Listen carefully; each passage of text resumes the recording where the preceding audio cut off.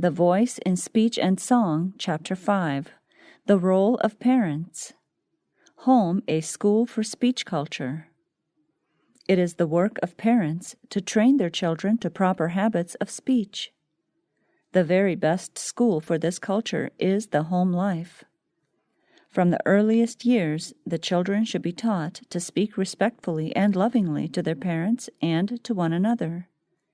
They should be taught that only words of gentleness, truth, and purity must pass their lips. Let the parents themselves be daily learners in the school of Christ. Then, by precept and example, they can teach their children the use of sound speech that cannot be condemned. This is one of the greatest and most responsible of their duties. The parents' part and God's part. Fathers and mothers, you have a solemn work to do. The eternal salvation of your children depends upon your course of action. How will you successfully educate your children? Not by scolding, for it will do no good. Talk to your children as if you had confidence in their intelligence. Deal with them kindly, tenderly, lovingly.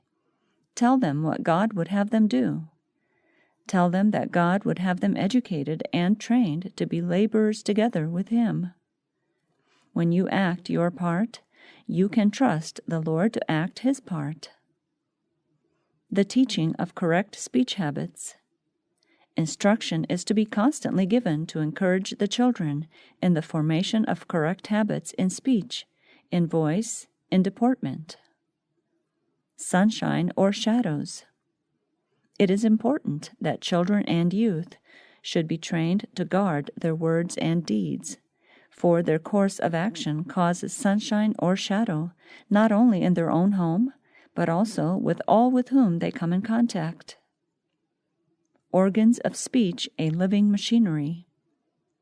One of the finest and most elevating branches of education is that of knowing how to address members of the household, that the influence of the word spoken will be pure and incorruptible. The proper conversation of a Christian is that which will enable him to interchange ideas. Loud-voiced words that help and bless no one might better be changed for words of good, elevated, enlightened common sense. This line of work is the greatest missionary enterprise in which any Christian can engage. Those who use the organs of speech as the living machinery of God become living stones in His temple, emitting light and knowledge.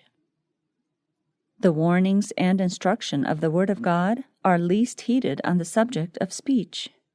If students would live according to the Bible rule, the glory of God would be their aim in the exercise of the God-given faculty of speech.